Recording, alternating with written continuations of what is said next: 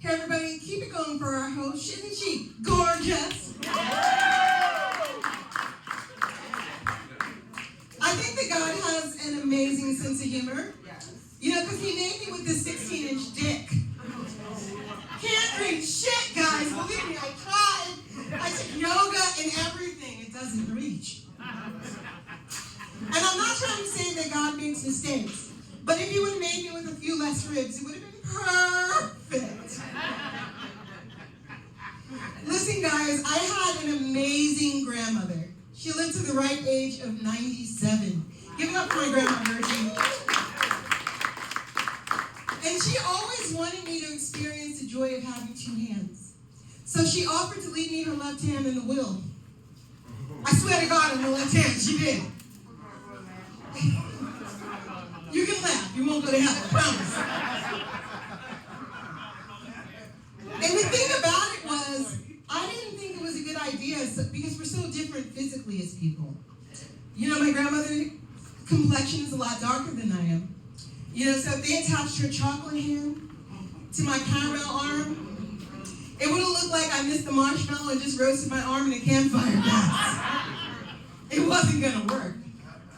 My grandmother was also a lot shorter than I am, right? So if they attached her little arm to my short arm, I still would have only had half an arm. It wasn't going to work. My grandmother was also a lot heavier than I am. Guys, they literally would have had to attach her hand to my elbow so it would have the strength to hold on to me. It wasn't going to work. But before she passed, my grandmother lost a lot of weight. You know, so her arm was really wrinkly, right? If they would have attached her wrinkly arm to my arm, it just would have looked like I was dragging around an uncircumcised penis, guys. It wouldn't have worked. But my grandmother, she did pass. And you know I went down to pick up my arm, right? I opened up the ice chest. Guys, my grandmother left me another fucking right arm. What the fuck? I heard about 2 left feet, but 2 right arms, that's ridiculous, right? So you know I had them attach it to me like the Indian goddess Shiva I identify with, you know what I'm saying? Guys, do you know how difficult it is to masturbate with your grandmother's dead arm? Oh my God. Listen, I came, okay, I came. But it was nuts. She had arthritis, we had to keep taking a break. So I had to have it repurposed. I repurposed her arm, guys. I got it stuck, turned it into a back scratcher. And now my grandma's with me every day. I'm like, lower grandma, to the right. Oh, grandma. Grandma's hand.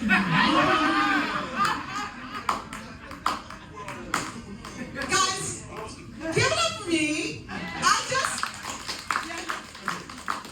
Now let me give you the reason. I just escaped 33 years of sex slave operation, guys. Also known as marriage. It was rough. I should have known that it was abusive, right? Because we were having makeup sex every day. And it turns out the key to a long marriage is having loads of sex. All that sperm is the glue that holds people together. I think one of the reasons that we stayed together for so long is because neither one of us wanted to go to jail for murder. Let's face it, after you've been with somebody for 20 years, murder isn't just an option. It becomes a recurrent thought that you have to schedule around. Another reason we stayed together for so long is because my mother gave me some good advice, you know? She said couples should never go to bed angry, right? That's why whenever my husband and I got into an argument, it was always my job to turn the other cheeks. I'd be like, I don't care if we fucking hate each other. You're gonna clap these cheeks like you mean it, motherfucker. So we can go to bed happy. My mother also used to say, that a woman should never use sex as a weapon against her man. Clap it up if you agree with that. Okay, most of you are like, fuck those men. I don't know why my mother, guys. My mother hated men. She was a lesbian. She never held on to a man in her life. But I used to think that my husband and I had a really passionate sex life. You know, because it was always so intense with all that murderous rage. And the thing about it was, I realized somewhere around year 20 that it wasn't passion that I was feeling when we were having sex. It was, die, motherfucker, die! I was literally trying to fuck my husband to death, guys. Only it didn't work because his heart was too strong. So I only ended up giving him high blood pressure. I don't know, people used to ask me how you know a marriage is successful. And I'd say, you know a marriage is successful because at some point, one of you dies. I mean, as long as you didn't kill him. You know what I'm saying? Mission accomplished. But after he pulled that gun on me, I asked myself, what would Harriet Tubman do? And she said, free yourself, bitch. So I did. And guys, listen, yeah, thank you.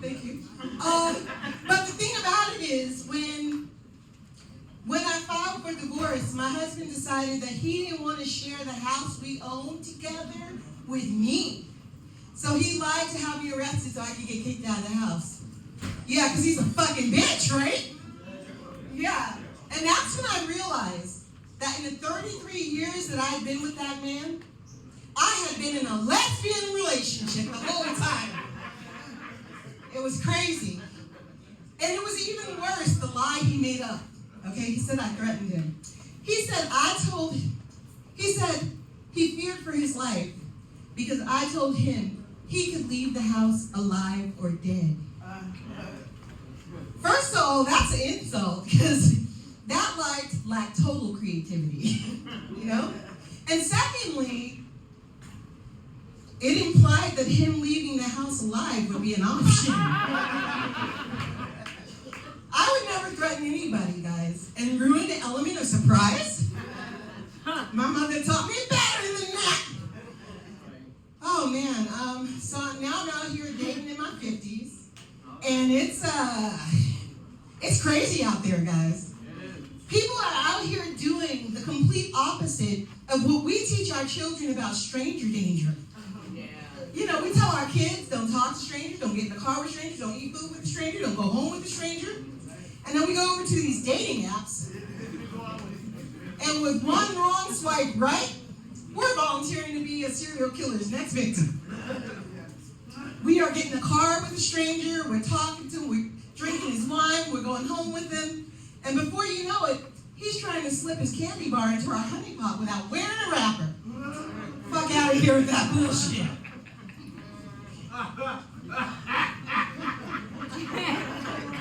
So the thing about it was, so I was briefly talking to this ex-NFL player, right? And it turns out he was real anal for anal. He wanted the woman's ass to be the new vagina. That just didn't sit well with me. No, like I've never done it before, so the thought of me giving up my booty for a sense of security didn't make me feel safe and sounded ass backwards.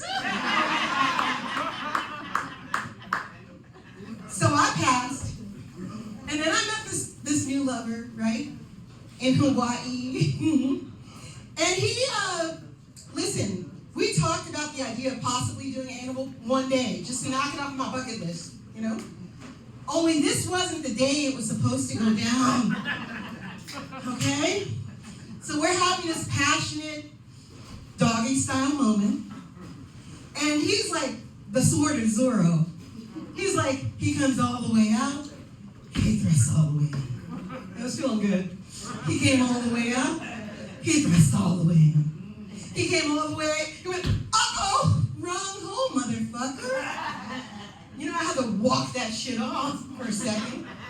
And he was like, babe, I'm so sorry. It was just the tip. And then he said, No. Okay.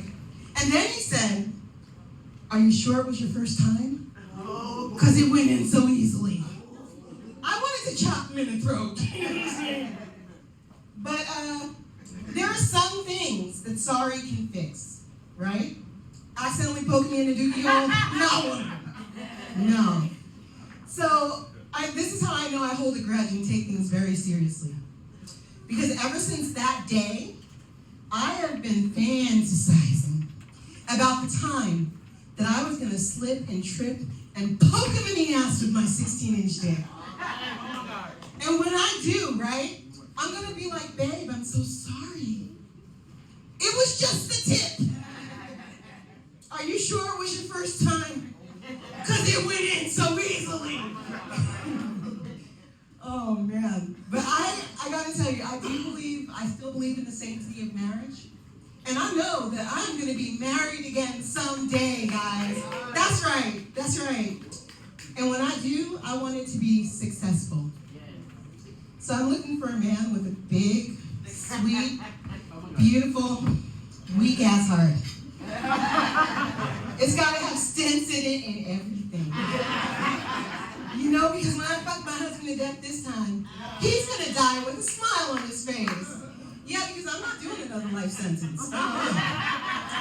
Some people who have two hands think they have it bad, right? I beg to differ. I think I have it bad. I think I have it worse.